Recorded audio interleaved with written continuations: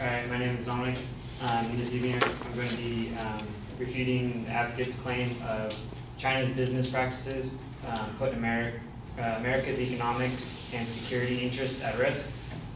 And the advocate, his secondary claims are: 1, China rigs their economy to gain an advantage over other countries, and 2, China creates monopolies of critical resources that control the world market, and 3, China conducts cyber espionage on our secure networks.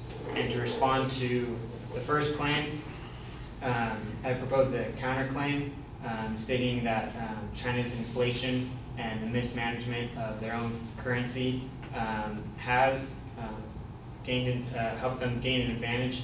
However, it has created just as many problems for them on their own soil regarding their own economy. And to quote David Wessel, in Wall Street Journal editor, in an NPR discussion, he stated that one reason the Chinese are having such trouble defeating inflation is that they won't let their currency go up. And they've kind of tied their hands of their central bank, their equivalent to the Federal Reserve. China's growing too fast for its own good. Demand is outstripping the capacity to meet it. Prices and wages are going up. Looks like they've got a little bit of property bubble going too. So the things that they are doing in structuring their economy to provide an advantage over other countries, and especially raise export prices, have also been hurting their economy and struggling for their citizens. And to the secondary claim, which is that China creates monopolies of critical resources that control the world market, I've proposed another counterclaim responding to the advocate's example regarding a 60 Minutes episode over China's rare earth market and how it has a virtual monopoly over that, and rare earth metals are something that we need in all of our electronics, so virtually every country, and especially the US, has a great need for them.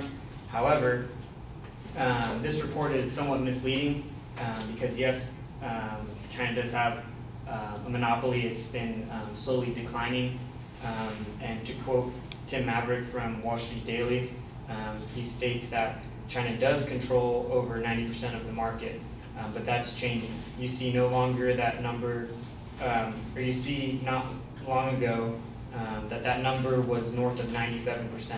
In other words, China's monopoly's position is fading. And he also goes on to say that more than 70% of rare earth metal demand comes from China. So on one hand, you have their control is 1, fading, and 2, most of the demand comes from China itself. So to say that their stronghold has been something that's kind of locked tight and putting a hold on other countries is somewhat misleading. And another counterclaim is that monopolies created by China are unstable, and by the nature of a monopoly being unstable means that it is no longer kind of a textbook example of a monopoly. And Forbes, an article in Forbes magazine stated that mines outside China began to open up, and explorations for new mines outside China surged. At one point, there were more than 400 such projects going on, and manufacturers started to consider whether they really needed to use rare earths or whether something else would do. Supply went up and demand went down, in other words. Thus, the Chinese monopoly broken and prices fell back. So when you have an increase of supply and a decrease of demand, that means prices are going to go lower, and therefore there are other options for other countries, and that this seemingly monopoly kind of idea of a monopoly is fading and has loopholes to it.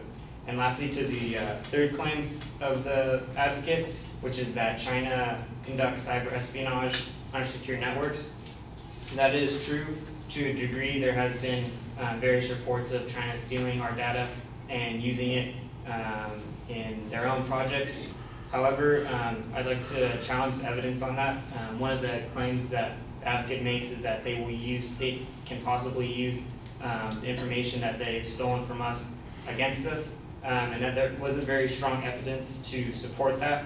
and which also begs the question of why would China attack the U.S. because we have strong economic connections to them.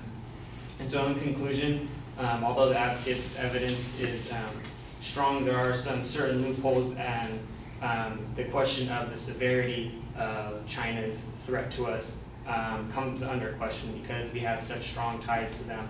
To say that they are a major threat or to put our business practices and security risks, security interests at risk can be somewhat misleading. So, thank you.